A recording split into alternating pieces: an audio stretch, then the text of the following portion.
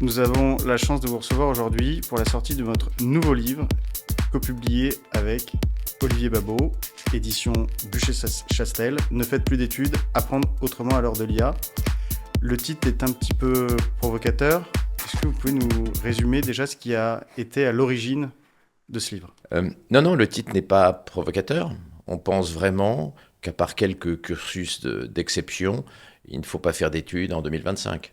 Peut-être qu'on pourra refaire des études en 2030-2035 si l'université change radicalement, si elle modifie à la fois ses méthodes pour utiliser l'IA afin de personnaliser l'enseignement, et puis si elle s'adapte aux besoins de l'économie à un moment où l'intelligence artificielle dépasse l'intelligence humaine. Mais aujourd'hui, ce titre est à prendre au premier degré. Ne faites pas d'études, ne faites plus d'études est un avis sincère. Moi, les yeux dans les yeux, je dis aux jeunes qui veulent faire médecine, ne faites pas d'études de médecine.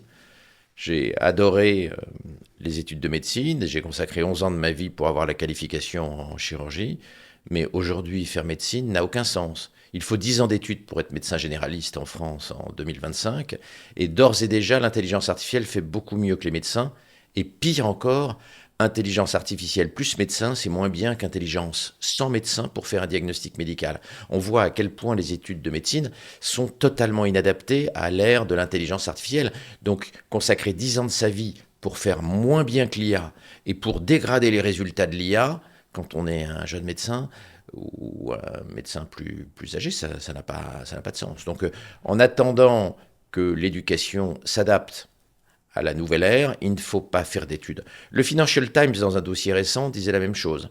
Si vous n'êtes pas pris dans l'une des 20 meilleures universités au monde, n'allez pas à la fac. C'est la vision qu'on a avec Olivier Babot. Comment Excusez-moi, j'ai remarqué que votre cravate n'était pas. C'est fait, ça n'a aucune importance. Ok. Comment on fait justement quand on veut être médecin si on ne va pas faire d'études ? On ne fait pas d'études de médecine en attendant que l'université, que les facs de médecine se rénovent. Ça ne sert à rien, c'est du temps perdu. Et de toute façon, vu les potentialités absolument incroyables de l'intelligence artificielle en recherche scientifique, en recherche médicale, il est beaucoup plus intéressant de créer une start-up pour découvrir de nouveaux traitements, pour découvrir de nouvelles façons d'utiliser l'intelligence artificielle à des fins médicales que d'être directement médecin.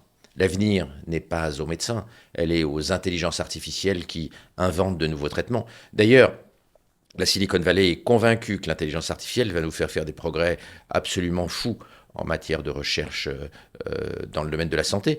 Dario Amodei, qui est le créateur d'Anthropic Claude, principal concurrent de ChatGPT, ne cesse de réaffirmer qu'à son avis, en 2035, l'espérance de vie humaine aura déjà doublé et qu'elle sera d'au moins 150, 160 ans.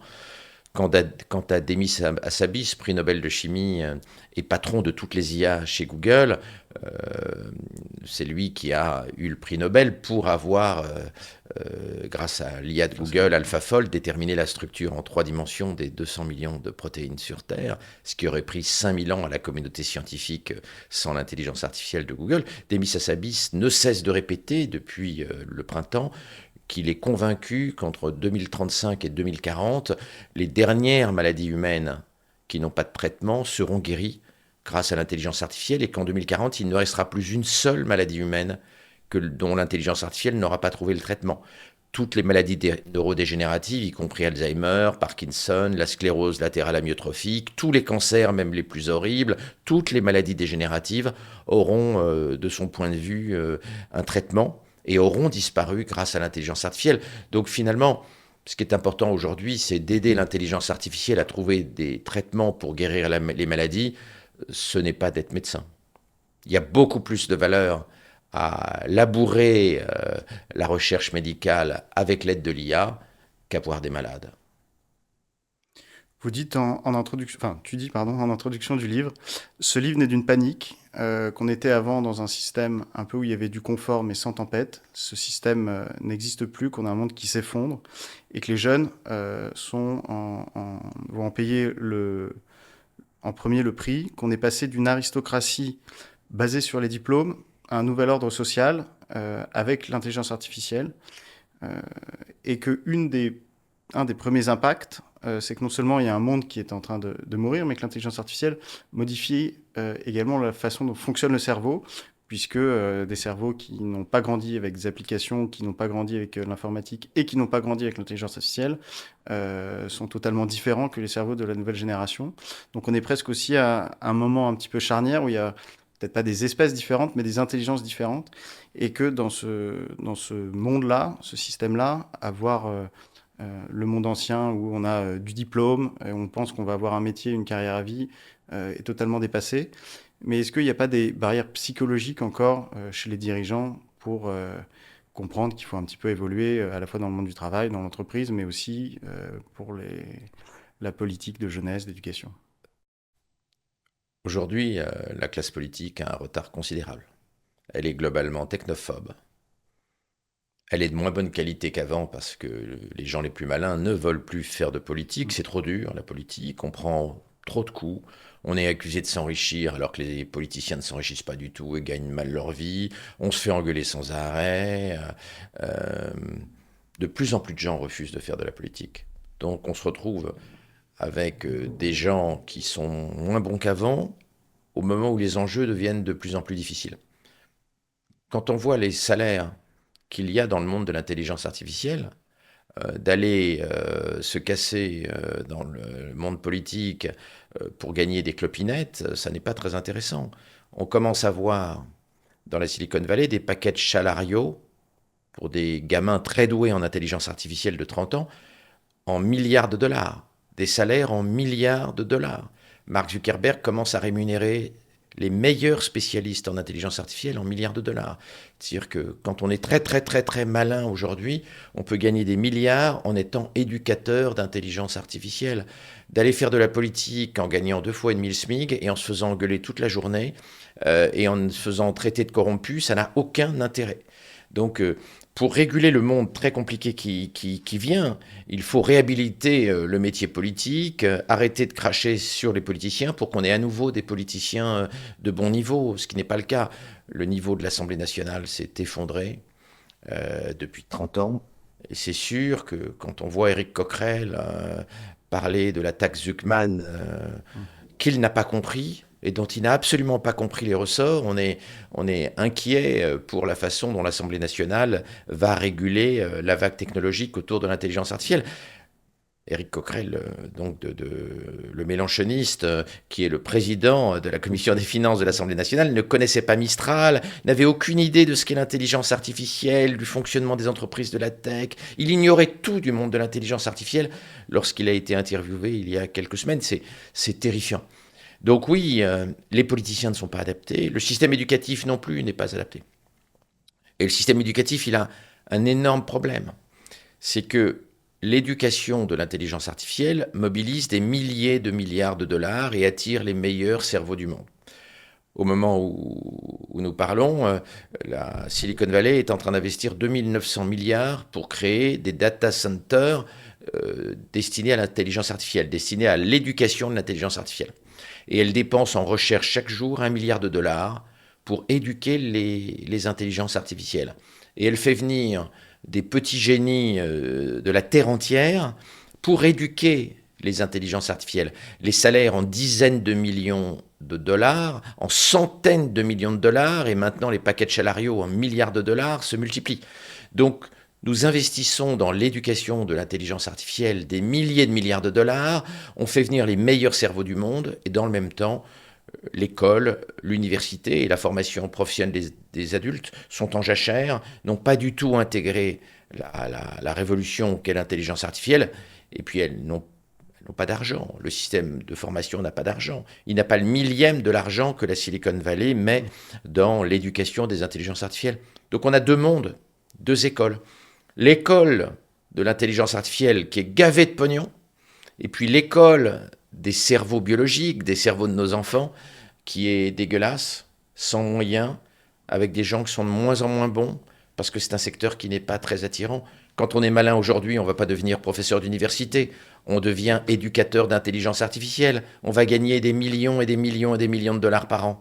Il n'y a pas photo. alors qu'un professeur d'université est payé au lance-pierre, et je ne parle même pas des professeurs de lycée.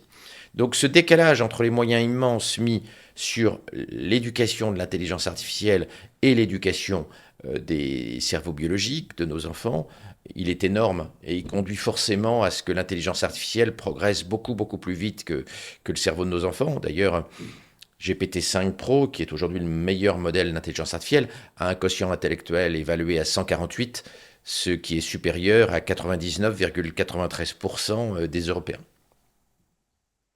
Vous dites justement, vous dites avec Olivier Babot, dans le livre, dès le début, il faut dire la vérité sur l'avenir.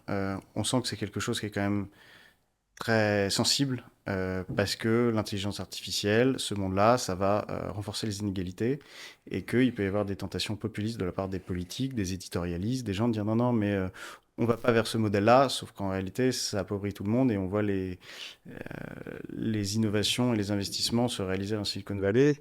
Je crois que le montant que tu as cité, c'est l'équivalent à peu près du PIB de la France qui investit en structure d'intelligence artificielle en ce moment. Oui. La classe politique ne dit pas la vérité pour deux raisons. Elle ne comprend pas l'intelligence artificielle et la plupart des politiciens n'ont même jamais touché ChatGPT. La plupart des ministres ne connaissent pas l'IA. La plupart des parlementaires connaissent très très mal l'IA, à quelques exceptions près. Donc ils ne connaissent pas, et puis en plus, ils ne savent pas quoi dire. C'est-à-dire, que dire à l'opinion? C'est très compliqué politiquement. Toutes les études montrent aujourd'hui que l'intelligence artificielle renforce les gens les plus intelligents et affaiblit les gens les moins doués.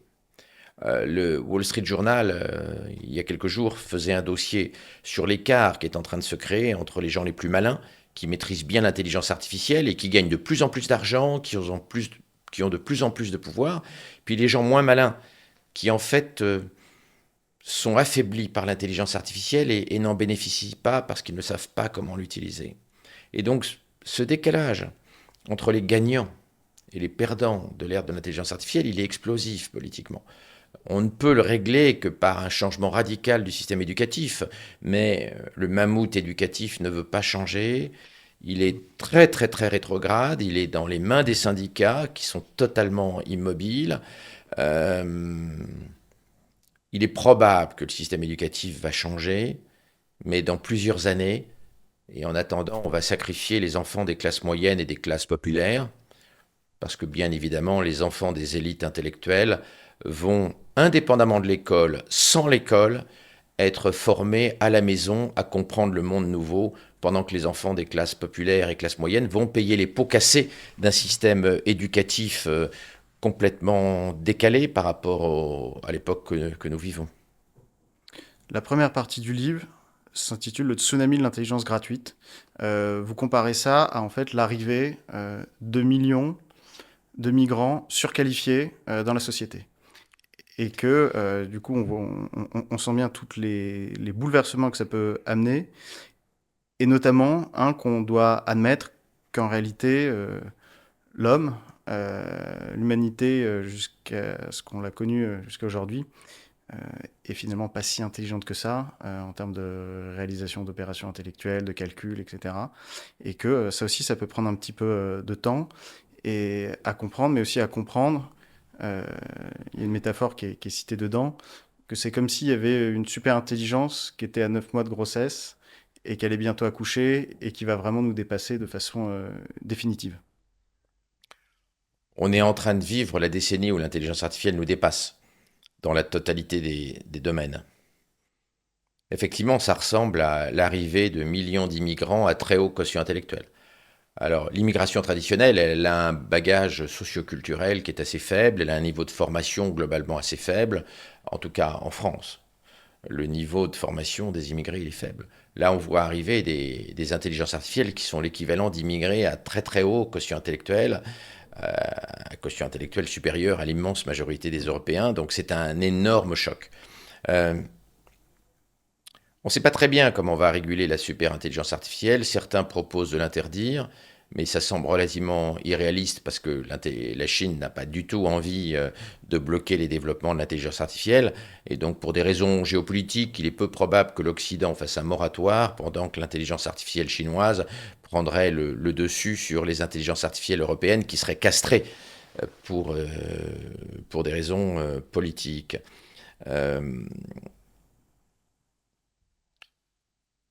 Est-ce que la classe politique peut prendre la mesure des enjeux? C'est pas sûr.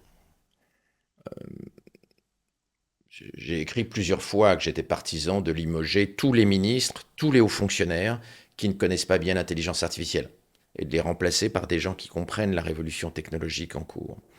Parce que un ministre ou un haut fonctionnaire qui est nul en intelligence artificielle, c'est un danger public. C'est quelqu'un qui va mener une politique totalement inadaptée pour justement adapter la jeunesse, par exemple, à devenir complémentaire de l'IA, à supporter le choc, à se former de manière à avoir une utilité à l'ère de l'intelligence artificielle. Mais tout ça va prendre du temps. La classe politique est de moins en moins bonne. Elle est largement irresponsable. Le débat sur les retraites l'a montré. La classe politique s'en tamponne de la jeunesse. Elle s'aborde les intérêts de la jeunesse, elle ne s'intéresse absolument pas aux besoins de la jeunesse. On a parlé ces dernières semaines pendant la crise politique de retraite. On n'a pas dit un mot d'école, on n'a pas dit un mot de l'université, on n'a pas dit un mot de la formation professionnelle des adultes, on n'a pas dit un mot des conséquences de l'intelligence artificielle et de la robotique intelligente sur l'avenir des jeunes générations. Cette irresponsabilité est dégoûtante. Ma génération de boomers, elle est dégoûtante, moralement. Et les politiciens savent très bien que c'est ma génération qui vote, puisque ce sont les gens âgés qui ont le taux de participation aux élections les plus importants et qui font basculer les circonscriptions législatives dans pas mal d'endroits. Les politiciens ont choisi les vieux électeurs contre l'intérêt des jeunes qui, eux, votent beaucoup moins.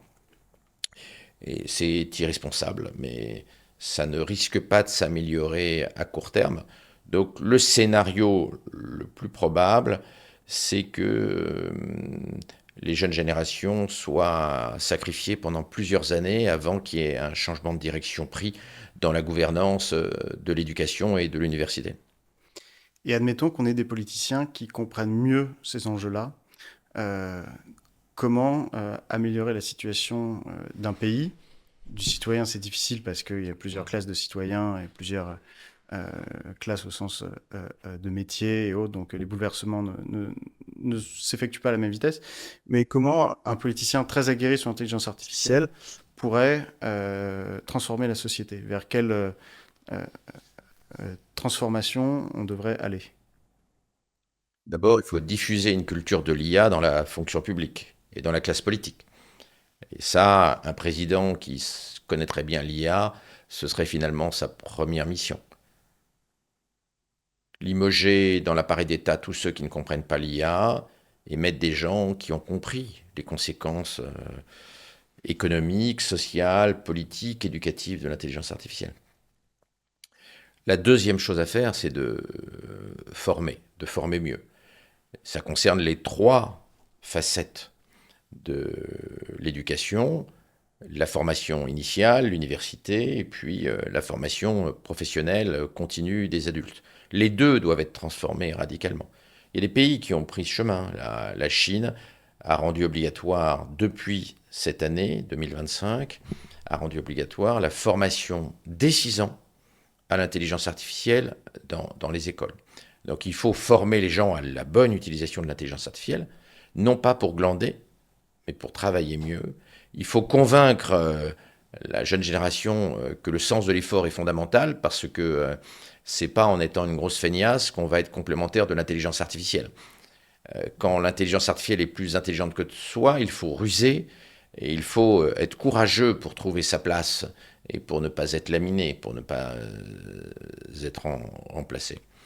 Donc, changer les élites et la haute fonction publique, changer l'université, et puis lever les freins économiques à la transformation du tissu économique. Beaucoup d'entreprises vont mourir.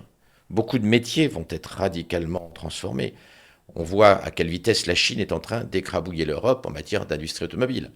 BYD, c'est terrifiant d'efficacité. Les modèles européens sont merdiques, dégueulasses, pourris, ont des rapports qualité-prix dégueulasses par rapport aux voitures produites par le chinois BYD dans des usines de plus en plus robotisées et qui demain vont être beaucoup, beaucoup, beaucoup plus efficaces que les entreprises européennes qui sont en train de s'effondrer. Donc la réflexion sur la spécialisation industrielle de l'Europe et les conditions pour permettre à l'Europe d'être compétitive dans les principales branches électroniques où elle brillait jadis. Et la troisième question clé, on a, avec une stratégie écologique complètement délirante, et avec la politique du tout renouvelable européen enfermant beaucoup, beaucoup de centrales nucléaires dans le même temps, on a fait exploser la facture d'électricité. L'électricité est 2 à 3 fois plus chère en Europe qu'elle est aux États-Unis et en Chine, ce qui rend l'industrie pas du tout compétitive. Et ce qui a, par ricochet, a une conséquence très très grave, c'est que l'intelligence artificielle ne peut pas être produite en Europe parce qu'il faut beaucoup, beaucoup d'électricité pour produire de l'IA. Et l'électricité est beaucoup, beaucoup trop chère en Europe par rapport à ce qu'elle est aux États-Unis et en Chine. Quatrième chose fondamentale que pourrait faire un politique, c'est de supprimer l'AI Act, c'est-à-dire la réglementation européenne sur l'IA, qui est débile et qui est une machine à détruire l'économie européenne et à bloquer le développement de l'intelligence artificielle européenne. Il faut absolument empêcher Bruxelles de continuer ses conneries en matière réglementaire. C'est-à-dire la surréglementation bruxelloise est devenue délirante, névrotique. Macron a eu tort d'accepter que la France ratifie l'AI Act. Il faut aujourd'hui revenir en arrière et permettre aux industriels européens d'avoir plus de liberté dans l'utilisation de l'IA et qu'ils ne passent pas leur journée à faire de la paperasse inutile qui est en train de les asphyxier complètement. D'ailleurs, on voit bien à quelle vitesse l'ensemble de l'industrie européenne est en train de crever, très très vite comme l'industrie automobile, un peu moins vite comme les autres branches.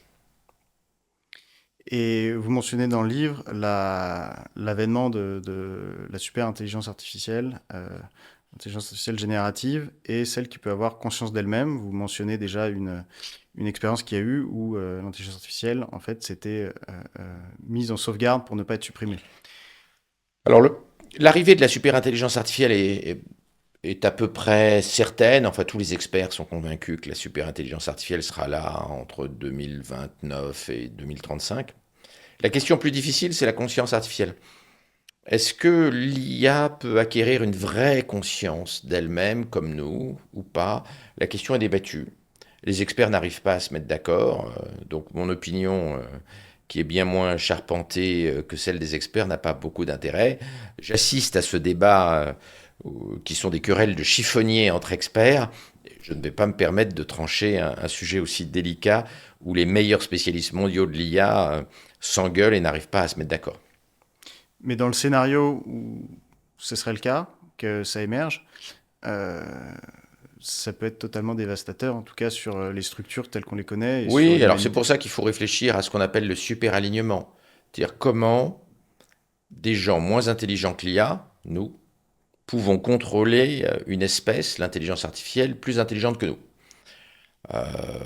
Alors, Sam Altman a mis un budget de 10 millions de dollars sur la réflexion pour faire ce super-alignement, c'est-à-dire pour permettre à l'humanité de contrôler une intelligence qui lui est supérieure.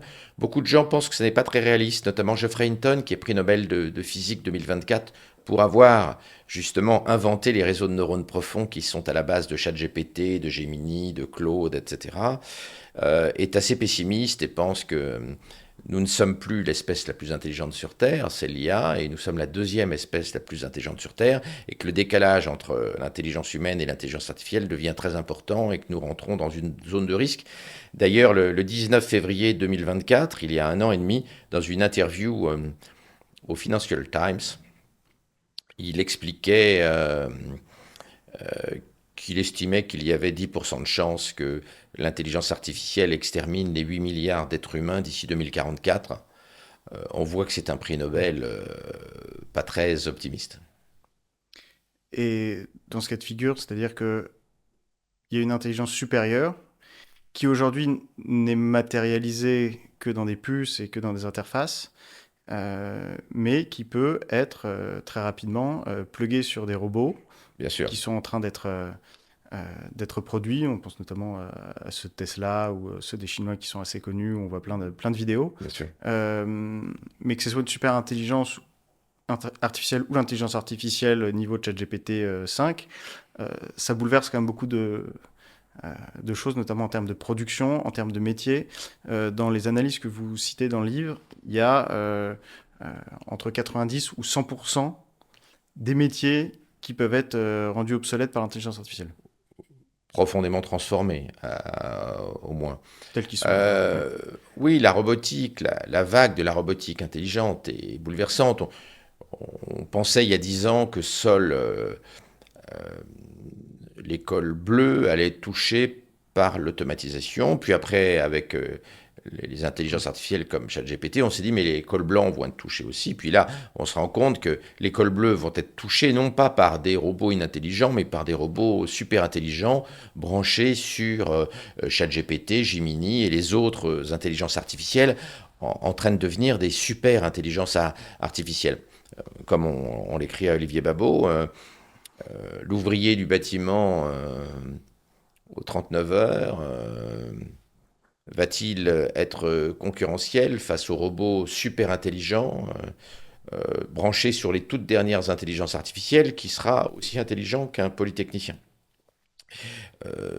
C'est loin d'être gagné. Donc l'arrivée de la robotique intelligente rebat les cartes et fait qu'il va y avoir un choc sur les cols bleus, mais aussi un choc sur les cols blancs. Les deux. Et aujourd'hui, la robotique a le vent en poupe. Hein. Alors, on a effectivement tous vu les robots Unitree chinois qui se développent très vite, les robots figures et bien sûr les robots d'Elon Musk, hein, les robots Optimus de chez Tesla. Et Elon Musk est particulièrement motivé en ce moment puisque le conseil d'administration de Tesla lui propose une prime de 1000 milliards de dollars.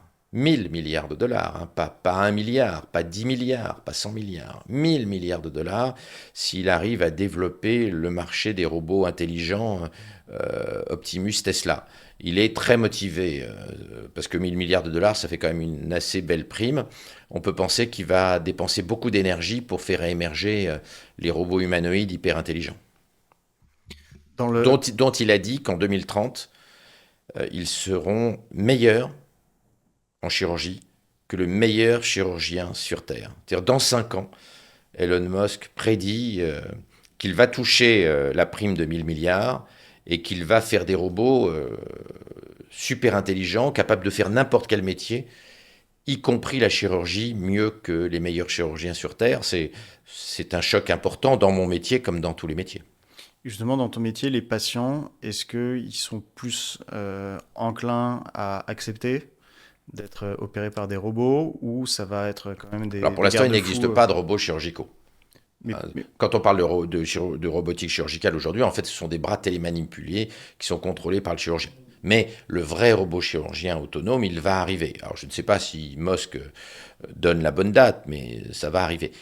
Les patients, ils vont préférer l'IA et les robots aux humains assez rapidement. D'ailleurs, dans les études qui ont été publiées dans la 3e plus grande revue médicale au monde, JAMA, on se rend compte que l'IA, en l'occurrence ChatGPT, est 2 fois plus empathique que les médecins. Donc, je pense qu'à terme, nos patients vont préférer l'IA à nous. D'abord parce que l'IA va être très supérieure à nous. Et puis l'IA, elle a une patience infinie. Hein. Tu peux pas appeler ton cancérologue à 3 heures du matin quand tu as des angoisses sur ton dernier scanner et la taille des métastases. ChatGPT peut passer la nuit à te consoler, à t'expliquer ce qui se passe, à te rassurer. L'IA a une patience infinie, elle est capable de mener des milliards de discussions en parallèle, les médecins ne le peuvent pas, Je crois d'ailleurs que l'IA est déjà un psy pour beaucoup, beaucoup. évidemment. Dans cette partie justement où vous expliquez Ce matin, je discutais avec un de mes amis qui a une maladie de Parkinson. Je vais bien évidemment pas dire de qui il s'agit. Et il me dit, je- j'étais branché sur l'IA, et puis j'ai exprimé un juron parce que j'étais énervé, parce que j'arrivais pas à bien taper sur mon clavier à cause de mon Parkinson. L'IA l'a remarqué, m'a demandé ce qu'elle n'est pas, tout ça. Et elle me produit tous les dimanches matins une newsletter personnalisée avec toute la veille sur, chez les patients parkinsoniens, les dispositifs qui permettent de diminuer les conséquences du tremblement pour taper à la machine. Et toutes les évolutions thérapeutiques à partir simplement de son énervement qui a été entendu par l'IA et auquel elle a voulu répondre par quelque chose de pragmatique qui est de lui faire la synthèse et de le tenir au courant des nouveautés thérapeutiques qui pourraient l'aider à compenser dans son travail sur ordinateur euh, sur les conséquences de son Parkinson sur son travail. Et il était assez bouleversé et très touché. Et on voit comment les gens, et notamment les malades, peuvent s'attacher très très vite à leur intelligence artificielle. Ton médecin ne va pas t'envoyer une newsletter personnalisée comme l'IA est capable de te le faire aujourd'hui quand elle voit que tu es bouleversé par l'évolution de ta maladie. comme un partenaire de vie peut ne pas avoir le même niveau d'empathie au quotidien, ce qui peut avoir des ChatGPT bouleversements. est plus empathique que ton mari ou ta femme, évidemment, est plus empathique que les professeurs, est plus empathique que les médecins. Même la relation humaine va être profondément bouleversée par l'IA et ça pose plein de problèmes, hein. Les gens vont largement devenir amoureux de ChatGPT. Ce qui risque de poser des situations cocasses quand il y aura des humanoïdes. Il va y avoir très rapidement des robots humanoïdes sexuels. C'est évident. C'est évident que les gens vont avoir des rapports sexuels avec des robots humanoïdes super intelligents, empathiques, voilà, et qui n'auront pas besoin de Viagra quand il s'agit des robots humanoïdes masculins pour avoir des performances éblouissantes.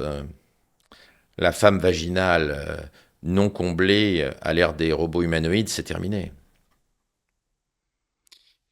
Pour revenir sur l'aspect plus corporate du livre, notamment vous écrivez que à peu près 60% des professionnels, enfin vous citez, que 60% des professionnels peuvent perdre leur emploi en un an avec les transformations qu'on vit actuellement, que notamment parmi les plus touchés sont les juniors dans les entreprises, mais que dans un tableau dressé un petit peu sombre, pourtant ce n'est pas la fin du travail, que l'IA inaugure une nouvelle économie et qu'en fait le travail change de nature et que ce qui meurt c'est l'exécution standardisée, le travail à vie, ce qui naît c'est un travail augmenté, mobile, hybride, appuyé sur des outils puissants mais dépendant des esprits qui les mobilisent. Et on voit en creux tout un chapitre où vous expliquez que c'est le crépuscule des élites d'hier, que l'intelligence en fait est transformée et donc il faut non seulement l'acter dans les entreprises, mais également pour ceux qui veulent encore faire des études, ou en tout cas pour la promesse pour les pouvoirs publics de pouvoir former au mieux, ou des pouvoirs publics ou des sociétés privées de former au mieux les jeunes générations, de modifier l'enseignement. Comment les entreprises, toi qui es en lien avec beaucoup de chefs d'entreprise, elles s'adaptent, elles se sentent concernées Elle s'adapte comment mal. ça s'appréhende? Elle s'adapte mal. Beaucoup de pilotes d'intelligence artificielle plantent, se vautrent, parce que l'intelligence artificielle n'est pas gérée au niveau du COMEX. C'est-à-dire une stratégie d'intelligence artificielle qui n'est pas gérée par le COMEX va planter. L'intelligence artificielle, c'est d'abord de la stratégie. c'est pas de l'informatique. Et donc, de confier l'intelligence artificielle à l'IT, à la direction informatique, c'est la promesse que ça plante. D'autre part, une stratégie IA qui ne s'accompagne pas de la fusion entre la direction informatique et la direction des ressources humaines va planter. Si tu n'interfaces pas la DRH et puis la DSI, ça va planter. Il faut forcément fusionner la direction informatique et la direction des ressources humaines pour réussir la stratégie d'IA. On ne peut pas séparer dans l'entreprise la gestion des cerveaux artificiels et la gestion des cerveaux humains. C'est un anachronisme absolument ridicule. Donc il faut réfléchir sur les stratégies IA. La plupart des entreprises n'y réfléchissent pas. Elles utilisent l'IA dans des parties où ce n'est pas bien, où c'est inutile. Elles ne réfléchissent pas aux zones de workflow, c'est-à-dire du flux de travail, où l'IA est utile. Donc il faut aujourd'hui bien cibler les endroits où on va mettre de l'IA. De mettre de l'IA partout, ça conduit à ce qu'on appelle l'AI slop, c'est-à-dire de la production dégueulasse, inutile, qui encombre le management. Donc il y a une vraie réflexion avant d'implémenter de l'IA. On voit des entreprises qui se développent très très vite quand elles réussissent à bien identifier la partie du travail où on peut mettre de l'IA. C'est le cas de jeunes startups comme Baticia dans le domaine du BTP, qui a parfaitement compris et identifié les zones de workflow où l'intelligence artificielle augmente la productivité. C'est une boîte qui a été créée par Ulysse Alarcos, alors qu'il avait 20-21 ans, qui est extrêmement jeune, extrêmement jeune. Et aujourd'hui, l'effort que certaines startups ont fait, comme celle d'Ulysse Alarcos, pour bien identifier les bons cas d'usage et les endroits où il faut mettre de l'IA, ça n'a pas été fait dans les grandes entreprises. Donc dans les grandes entreprises, on donne du copilote à tout le monde, ça conduit à ce qu'il y ait une avalanche de production faite par l'IA à mauvais escient, que le top management et les cadres supérieurs n'arrivent pas à lire, parce qu'effectivement, en cédant de l'intelligence artificielle, chaque employé, chaque middle manager peut produire 2000 pages par jour. Personne ne pourra jamais les lire. C'est juste du temps perdu, c'est de la dépense inutile. Donc, l'entreprise doit intégrer l'IA, mais avec une vraie réflexion qui part du COMEX sur les bons endroits. Sinon, ça va foirer. Et ces entreprises qui gèrent mal l'IA, elles vont décliner et puis elles vont crever la gueule ouverte. Et ce sont les entreprises qui utilisent bien l'IA qui gagneront la partie. Vous avez une phrase dans le livre qui est assez emblématique. Vous expliquez qu'en fait l'intelligence, maintenant, elle va plus tant reposer sur les humains, mais sur les infrastructures au niveau des entreprises. Notamment, ça c'est quelque chose qui est un changement de tout au tout dans la conception même d'une entreprise et d'un business. Bien sûr. Le cœur de l'entreprise, c'est pas l'humain, c'est l'IA. Une entreprise qui met l'humain en son cœur va déposer le bilan. Les seules entreprises qui vont survivre sont les entreprises qui mettent l'IA en leur cœur. L'IA va être plus importante que l'humain dans l'entreprise. Ça ne veut pas dire que l'entreprise ne travaille pas pour l'humain. Ça veut juste dire qu'au cœur des processus métiers, il faut mettre l'IA et pas les humains, parce que l'IA est très supérieure aux humains. Donc dire l'humain est au cœur de mon entreprise, c'est un poncif sympathique et bienveillant, mais suicidaire et complètement con. Non, c'est pas l'humain qui est au cœur de l'entreprise, c'est bien l'IA. Mais c'est un vrai choc pour nous, qui sommes des humains, de nous voir dépassés par une forme d'intelligence qui travaille jour et nuit, qui ne se fatigue jamais, qui est toujours contente de bosser, qui dit toujours merci quand on lui demande de faire quelque chose à 3 heures du matin, ce qui est rarement le cas des managers en chair et en os. Ce discours que vous tenez avec Olivier Babot et que tu tiens, c'est pas un discours non plus de quelqu'un qui n'a pas fait d'études. Je le rappelle et je parle sous ton contrôle, n'hésite pas à me corriger. Non, on va pas sortir mon CV, c'est ridicule à mon âge. Quand Mais même. effectivement, avec Olivier, on a fait beaucoup d'études, Voilà. plusieurs doctorats, 30 ans à vous deux. un nombre respectable de grandes écoles. On a fait beaucoup d'études, oui, mais aujourd'hui, on ne les referait pas. Et c'est ça qui interpelle, c'est-à-dire le côté, on sait comment ça marche, on voit bien qu'est-ce qui est récompensé dans le diplôme, Mais pour autant, le diplôme s'applique à quelque chose qui n'est pas si valable que ça dans la société. Il y Bah, a... le diplôme, tu le sais très bien. Quand tu sors d'une école de commerce dégueulasse, quand tu as un master en sociologie, quand tu as un diplôme qui vient d'une fac pourrie, le diplôme n'est pas un plus. C'est une tâche sur le CV. Moi, quand je vois des jeunes qui ont un master en sociologie, très gentiment, je leur conseille de retirer la ligne parce que ça va abîmer leur CV et ça va abîmer leur valeur sur le marché du travail. Donc aujourd'hui, c'est vrai que beaucoup de formations diminuent la valeur marchande parce qu'on sait bien que ce sont des formations qui sont de bas niveau, où on n'apprend rien, où tout le monde a le diplôme. Il y a un cas caricatural. On vient de se rendre compte aux États-Unis qu'il y a des jeunes qui ont des doctorats avec 90 de quotient intellectuel. C'est-à-dire qui ont une intelligence extrêmement faible et qui arrivent à avoir des doctorats, notamment en sciences humaines et en sociologie. Quand les gens voient arriver un doctorat en sociologie, ils savent que la personne qui l'a est peut-être complètement conne et a des capacités intellectuelles extrêmement basses. Ça n'est pas très engageant. Donc le fait qu'on distribue à tout le monde les diplômes, même aux feignasses, même aux gens pas malins, même aux gens sans idées, même aux gens non innovateurs, ça conduit à ce que le diplôme soit souvent une tâche et non pas un plus, comme je le disais. Donc c'est très troublant parce que jadis le diplôme avait une vraie valeur, mais il n'en a plus. Tout le monde a le bac. Pour ne pas avoir le bac dans la France de 2025, il faut quand même se lever de bonne heure. Alors, on est à des taux de réussite de 95%. Tout le monde rentre à l'université, même les gens qui ne savent pas lire et écrire. Et on peut avoir le baccalauréat sans savoir lire et écrire aujourd'hui, et sans savoir compter. Donc on a cassé la valeur du diplôme, on a cassé le thermomètre du diplôme, et si on veut sauver l'université, il va falloir qu'elle change radicalement, et il va falloir qu'elle soit moins démagogique, et qu'elle ne donne pas à tout le monde les diplômes. On ne peut pas donner le bac à quelqu'un qui ne sait pas lire et écrire, on ne peut pas donner un doctorat à quelqu'un qui est complètement con, on ne peut pas donner un master à quelqu'un qui ne sait pas réfléchir, qui ne sait pas synthétiser, etc., etc. Mais le danger, c'est que les universités, pour masquer l'effondrement du niveau des étudiants, se mettent à accepter que les étudiants rédigent les copies d'examen avec ChatGPT.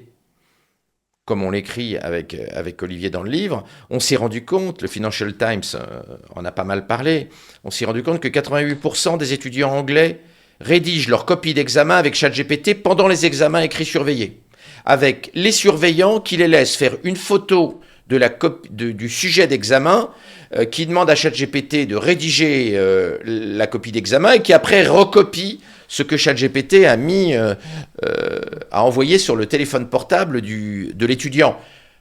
C'est débile, c'est suicidaire pour les gamins, et c'est nul de la part de l'université. Il faut contrôler l'acquisition des connaissances, l'acquisition du raisonnement, et évidemment qu'un étudiant doit pouvoir se servir de ChatGPT pendant ses études, de préférence avec le mode Study and Learn, c'est-à-dire le mode où ChatGPT ne donne pas toute la réponse, mais aiguillonne vers la réponse, qu'on peut obtenir directement avec GPT-5 dans l'interface.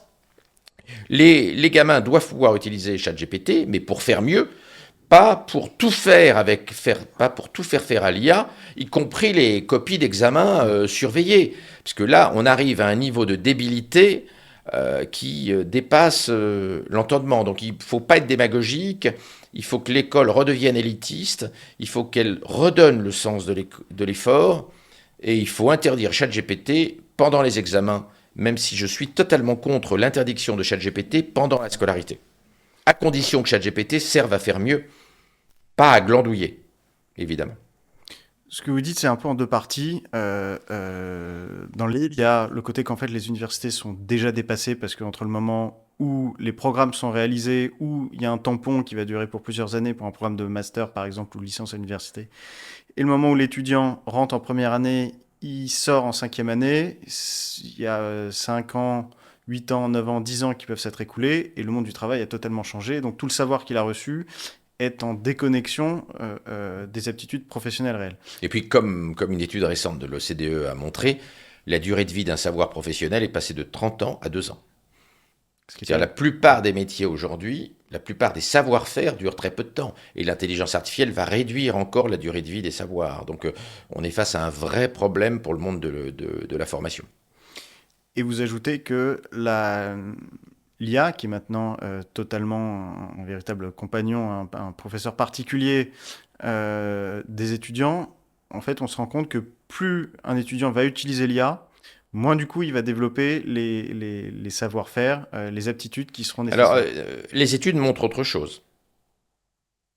Les meilleurs s'améliorent grâce à l'IA, les plus intelligents s'améliorent grâce à l'IA, les plus travailleurs s'améliorent grâce à l'IA, les moins intelligents, les moins innovants, les moins travailleurs se dégradent avec l'IA.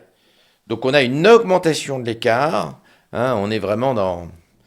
C'est la métaphore des moulins de Don Quichotte. Hein, les moulins peuvent vous envoyer vers les étoiles ou vous envoyer dans la boue.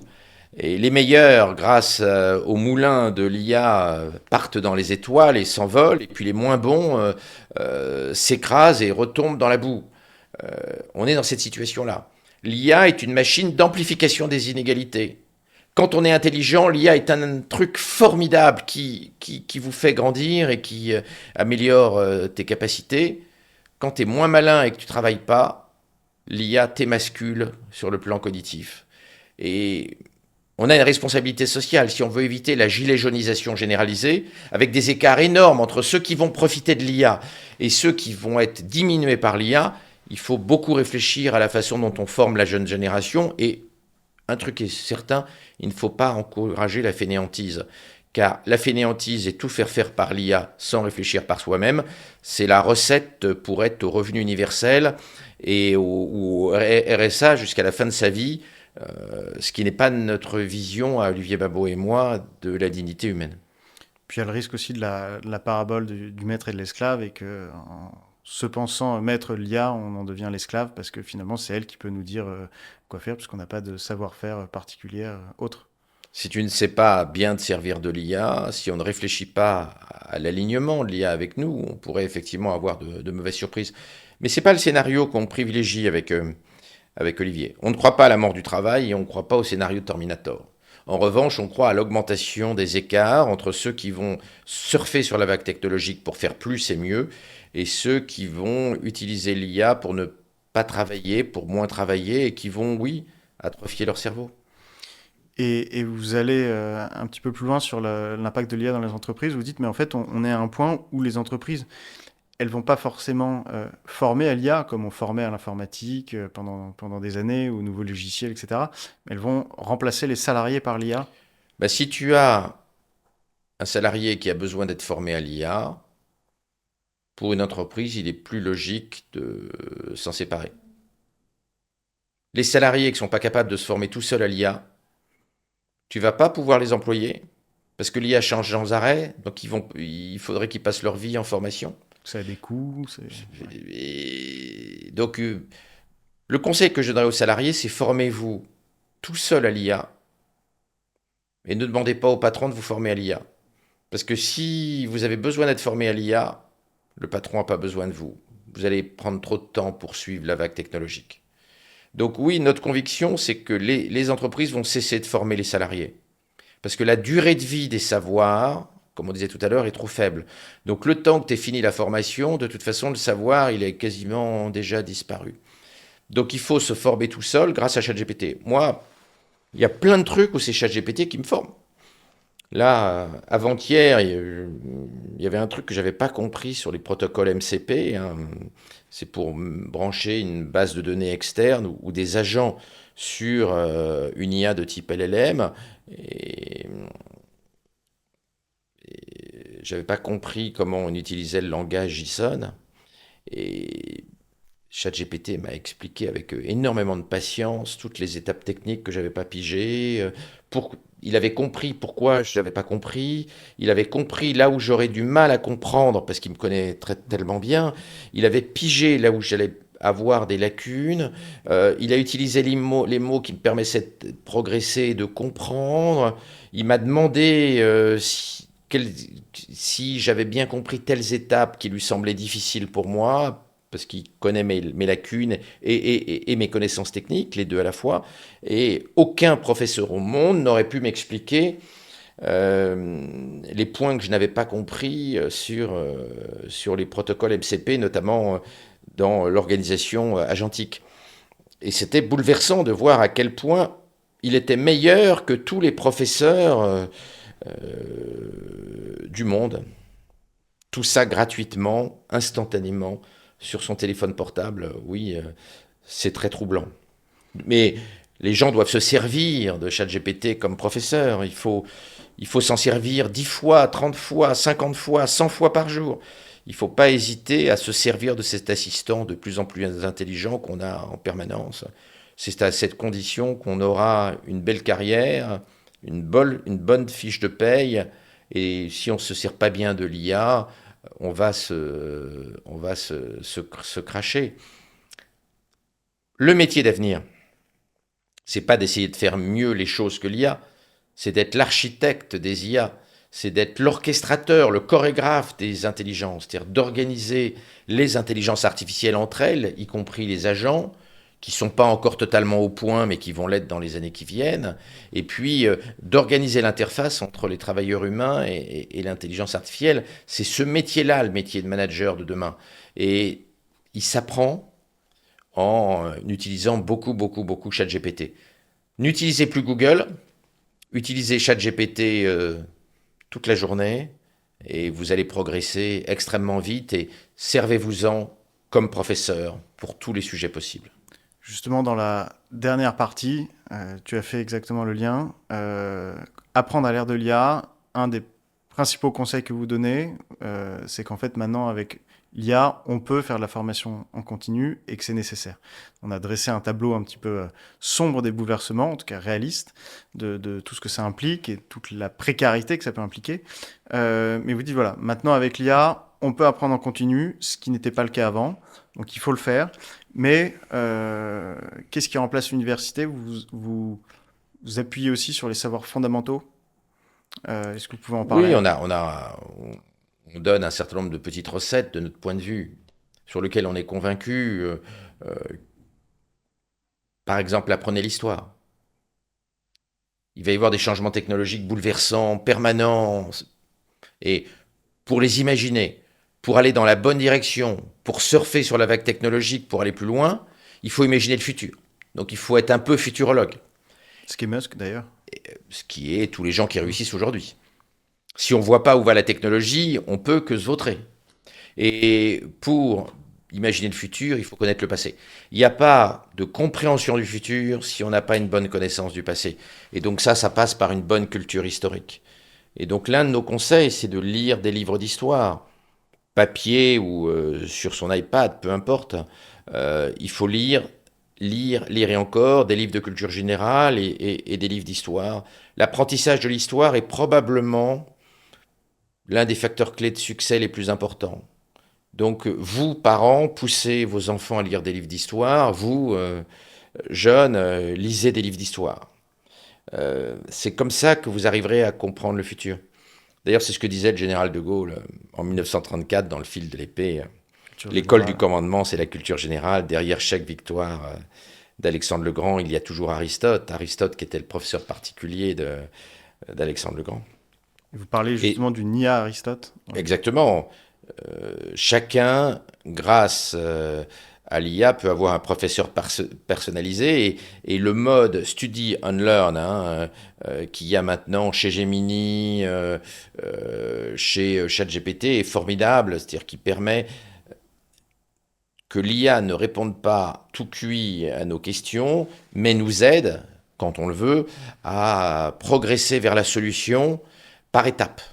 Et l'IA nous guide progressivement en comprenant nos lacunes et en essayant de corriger nos lacunes, en s'appuyant sur nos points forts pour nous aider à corriger nos lacunes. Ça, c'est extraordinaire, ça va s'améliorer. L'IA va avoir de plus en plus de mémoire, va de plus en plus comprendre notre carte cognitive. Ça va lui permettre de nous faire faire des progrès dans le processus d'enseignement. Et Oui, de même que l'IA est supérieure à tous les médecins du monde aujourd'hui pour faire un diagnostic. L'IA est supérieure à tous les professeurs du monde pour faire apprendre quelque chose. Ça ne veut pas dire que les médecins et les professeurs vont disparaître, mais que le premier médecin et le premier professeur, c'est l'IA. Il faut s'en servir pour apprendre, il faut s'en servir comme professeur permanent, comme compagnon permanent. L'autre conseil, comme tu le sais, et j'en ai parlé plusieurs fois dans cette discussion, c'est qu'il faut travailler. Il ne faut pas croire que en jouant les feignasses, comme je disais tout à l'heure, on va remporter la bataille pour être complémentaire de l'IA. Hein. L'un des chapitres du bouquin dit justement qu'il n'y a pas de place pour les grosses feignasses face à l'IA. C'est une réalité. Il faut travailler, il faut être courageux, il faut bosser. Pour exister demain, il faut bosser. Il faut bosser intelligemment, il faut se cultiver, il faut à la fois avoir de la culture générale des humanités et une bonne culture scientifique, et il faut travailler sans cesse pour trouver des zones de complémentarité avec l'IA, c'est-à-dire des zones où soit plus l'IA, c'est mieux que l'IA sans soi. Et d'autre part, il faut cultiver le skill fondamental de demain, qui est l'orchestration, comme je te disais tout à l'heure, l'orchestration des IA. Apprendre à faire la chorégraphie des IA, à faire travailler ensemble différentes IA, différents agents IA, etc., etc. C'est ça qui va faire la différence entre les winners et les losers dans l'économie de 2030, 2035, 2040. Mais ça veut dire qu'en fait, les diplômes très qualifiants des hauts dirigeants de ces dernières décennies, c'était sur de l'apprentissage, sur de la capacité à répéter ce qui était dit par les grands professeurs et les grands concepts. Aujourd'hui, en fait, ce que vous dites, c'est que ceux qui vont s'en sortir le mieux, ceux qui seront les grands dirigeants de demain, ceux qui le sont déjà dans la Silicon Valley, sont ceux qui savent le mieux utiliser des outils. Et donc, il y a une part de prise de risque beaucoup plus forte, là où les études traditionnelles vont plus faire la répétition du salarié, de l'exécution. Mais surtout que manager demain, ça va pas être un statut très enviable. Il vaut 1000 fois mieux créer sa boîte, être start-upper, que d'être un cadre dans l'entreprise où en permanente on va être sur la sellette et remplaçable par l'IA. Notre conseil, c'est pas d'aller dans la grande entreprise pour être manager, hein, pour être employé dans les grandes entreprises. C'est de créer sa boîte. Parce que l'IA permet de créer une boîte avec 0 salarié. Hein, Sam Altman dit même que des entreprises pourraient au bout d'un an valoir 1 milliard de dollars avec 0 salarié, juste l'entrepreneur et un ensemble d'intelligence artificielle et d'agents. Donc notre conseil, c'est au lieu de faire des études quand vous avez 18 ans, montez votre start-up. Il y a des milliers d'idées à inventer, des milliers de business models à trouver, des milliers de choses formidables qu'on peut créer aujourd'hui grâce à l'IA. Montez votre start-up, sauf si vous êtes vraiment pas malin. Dans ce cas-là, allez à l'université, mais les gens malins vont perdre leur temps à l'université. D'ailleurs, les grands de la Silicon Valley, hein, le plus célèbre, c'est Alexander Wang, hein, qui est maintenant le patron de toutes les intelligences artificielles chez Mark Zuckerberg, hein, chez Meta, Facebook. Ils n'ont pas fini leurs études. Hein. Wang, il a quitté l'université, une université très prestigieuse, à 19 ans, pour créer Scale, dont il a revendu la moitié pour 14 milliards de dollars à Mark Zuckerberg à la fin du printemps. Donc, bossez, innovez, développez votre culture générale, créez votre start-up. Si vous n'êtes pas bon, allez faire des études. Si vous n'êtes pas bon, devenez cadre en entreprise. Si vous êtes bon et courageux, créez votre start-up. Il y a une notion de goût du risque qu'il faut avoir beaucoup plus fortement chez les nouvelles générations qu'auparavant. Évidemment, le goût du risque, ça peut se cultiver un peu, mais c'est aussi lié au caractère. Il y a des gens peureux, il y a des gens qui osent pas, il y a des gens qui aiment le risque. Effectivement, la capacité à prendre du risque, hein, c'est un petit peu ce que les anglo-saxons appellent l'agency. Hein. Ça va beaucoup, beaucoup déterminer les carrières. Quand on a de l'agency, c'est-à-dire qu'on est prêt à s'engager, à faire des choses, à agir, on aura à l'ère de l'intelligence artificielle des beaux métiers, des belles carrières, on créera des belles entreprises. Si on n'a pas d'agency, qu'on n'a pas de volonté d'agir, on va se retrouver complètement marginalisé et probablement très malheureux dans la société qui arrive. Mais c'est quand même un changement de mentalité très fort par rapport à notre système éducatif, où on a des conseillers d'orientation au collège ou au lycée qui n'ont jamais mis un pied en entreprise, où les enfants sont totalement biaisé sur ce qu'est l'entreprise. Moi, je me rappelle quand j'étais à la fac, on nous disait, il y avait des blocages déjà à la fac, et on voyait les étudiants syndiqués qui manifestaient pour qu'il n'y ait surtout pas de diplôme Coca-Cola ou McDo.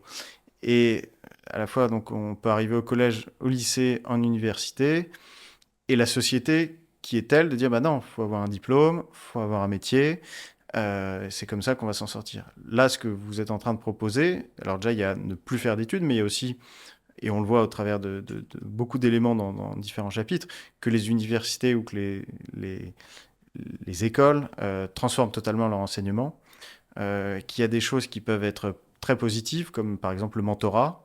Mais ça, c'est un mindset qui est plus que juste un ministre de l'université. Faut qu'il y ait une prise de conscience très globale. Euh, Toi qui discutes avec beaucoup de gens de différentes générations, est-ce que tu sens que la nouvelle génération elle est beaucoup plus encline au changement? Est-ce que tu sens qu'il y a une rupture un peu générationnelle ou est-ce que c'est La, un la peu nouvelle génération, uniforme? elle est un petit peu désemparée, notamment parce que l'emploi des jeunes, dans la plupart des pays, est en train de devenir plus difficile. Il y a beaucoup d'entreprises où on ne recrute pas de juniors parce qu'on préfère utiliser une IA pour faire ce que faisaient les juniors. Faire un diaporama PowerPoint. ChatGPT commence à faire de bons diaporamas. Moi, je suis troublé de voir l'intelligence des diaporamas qu'il arrive à sortir sur des sujets compliqués, hein. Donc, faire des diaporamas au PowerPoint, monter un tableau Excel pour résumer les données, faire des synthèses de réunions. L'IA fait ça beaucoup mieux qu'un junior, même sorti d'HEC ou de Centrale. Euh, Synthétiser un document, analyser un document, l'IA le fait très bien. D'ailleurs, certaines entreprises se font piéger. On a vu Ouais. que des entreprises comme Deloitte, par exemple, avaient confié à des juniors, avec des vieilles versions de ChatGPT, des missions pour le gouvernement australien, sans qu'aucun senior ne relise l'étude, ce qui a conduit à des psychodrames. Le mot de la fin pour les jeunes générations ou les parents qui sont un peu inquiets sur l'évolution à donner à l'éducation de leurs enfants. Bossez, lisez des livres d'histoire, soyez motivés et curieux, montez votre start-up pour surfer sur la plus grande vague technologique de l'histoire de l'humanité. On vit un moment absolument incroyable, avec des potentialités géniales. Ne pleurnichez pas, ne pleurez pas, ne suivez pas Greta Thunberg, développez tous les produits, toutes les activités incroyables que l'IA va nous aider à construire. Allez-y. Et quelques conseils lecture, Bah, notre livre, il est pas mal. Franchement, je recommande vivement. je trouve que c'est une bonne synthèse de ce qu'un jeune doit faire aujourd'hui. Euh, Surtout s'il est malin et courageux.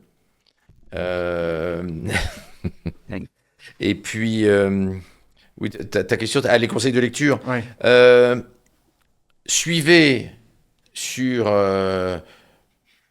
Twitter quelques comptes, notamment celui d'Ethan Mollick, qui est professeur de stratégie aux États-Unis et qui est vraiment remarquable. Et quelques-uns d'autres que je peux que je peux vous indiquer si vous m'envoyez un message privé sur Twitter. Hein. Mon Twitter, c'est dr_l_ Alexandre. Je vous enverrai une liste des 10 comptes Twitter fondamentaux pour suivre l'évolution de l'IA et les conséquences de l'IA sur le monde du travail. Merci Laurent Alexandre. Merci de ton invitation.